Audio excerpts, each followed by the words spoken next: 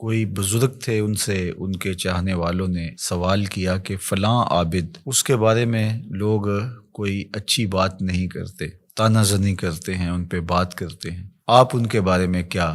رائے رکھتے ہیں؟ تو انہوں نے جو جواب دیا وہ بہت خوبصورت تھا اور یہ ضرب المثل بن گیا۔ گفت بولے بر ظاہرش عیب نمی بینم و در باطنش غیب نمی دانم، کہ ان کے ظاہر میں تو میں کوئی عیب نہیں دیکھتا، اور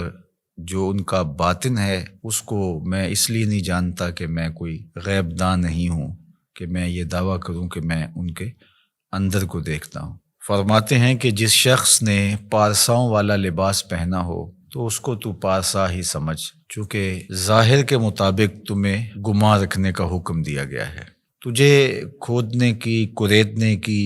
اور اس کے معاملات میں گہرا غور و تفحص کرنے کی ضرورت نہیں ہے، اس لیے کہ جو محتسب ہوتا ہے اس کو گھر کی تلاشی نہیں لینی ہوتی، وہ تو جو چیز سامنے آتی ہے اس کے مطابق ہی اس کا احتساب کرتا ہے۔ تو اگر یہ ہمارے رویے اور ہمارا طرز زندگی اور ہمارا انداز معاشرت اس طرز پر آ جائے جو ہمارے بزرگوں کا طریق تھا کہ لوگوں کا جو ظاہر ہے اس کے مطابق ہی ہم ان پر کوئی حکم لگائیں، اور ہمیں لوگوں کے اندر اتر کے اور لوگوں کی ٹو میں جا کے گہری تفتیش کرنا اور لوگوں کو کریدنا، یہ تو بتایا ہی نہیں گیا۔ لا تجسسوا، ہمیں تو یہ کہا گیا ہے کہ تم جاسوسی نہ کرو۔ تو آج ہمارے جو رویے ہیں وہ بالکل اس کے برعکس ہیں۔ ہم وہاں تک اتر جاتے ہیں لوگوں کے حوالے سے اور بدگمانیوں کو پھر پالتے ہیں، اور پھر ان بدگمانیوں کے مطابق اپنا ذہن بنا لیتے ہیں اور پھر باقاعدہ اس کو آگے منتقل کر دیتے ہیں۔ تو بعض اوقات ہمارے غلط اندازے کی وجہ سے کسی شخص کی تصویر معاشرے میں ایسی چلی جاتی ہے جو کہ اس کی حقیقی تصویر نہیں ہوتی۔ اگر وہ برا ہے بھی، اس کی عادات میں اور اس کے رویوں میں، اس کے طرز زندگی میں وہ چیز ہمیں دکھائی نہیں دے رہی، تو اس کا باطن اللہ کے سپرد ہے۔ ہمیں باطن ٹٹولنے کی ضرورت نہیں ہے، ہم تو حکم ظاہر پہ لگائیں گے۔ تو اس لیے شیخ سعدی شیرازی علیہ رحمہ نے، اللہ ان کی قبر پہ کروڑوں رحمتوں کا نزول فرمائے،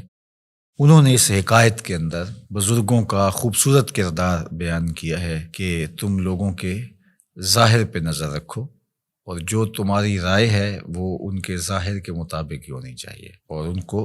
کرید کر کے اور ان کے معاملات کے اندر